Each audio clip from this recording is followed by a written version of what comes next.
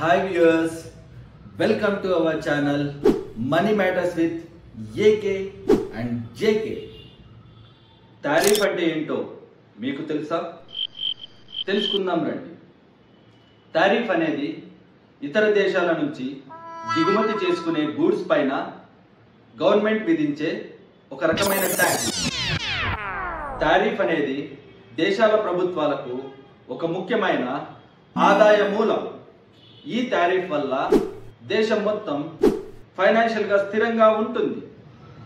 అప్పటి ప్రభుత్వపు president of USA George Washington గారు జూలై 4న 1789లో టారిఫ్ యాక్ట్ ఆఫ్ 1789 ప్రవేశపెట్టారు.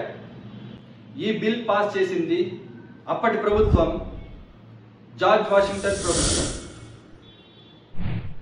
ఈ టారిఫ్ ఎవరికి చెల్లిస్తారో తెలుసుకుందామా?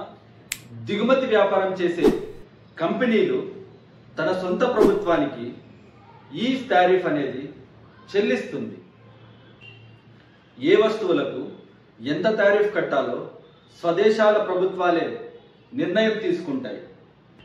ఈ టారిఫ్ అనేది పెరిగితే స్వదేశీ వస్తువులకు వాల్యూ పెరుగుతుంది. దీని వలన వినియోగదారులకు మరియు లోకల్ వ్యాపారస్తులకు ప్రయోజనకరంగా ఉంటుంది. మరింత ఫైనాన్స్ సంబంధించిన సమాచారం కోసం లైక్ చేయండి, షేర్ చేయండి, సబ్స్క్రైబ్ చేయండి. అలాగే కిందున్న బెల్ ఐకాన్ని క్లిక్ చేయండి. జై హింద్, జై భారత్.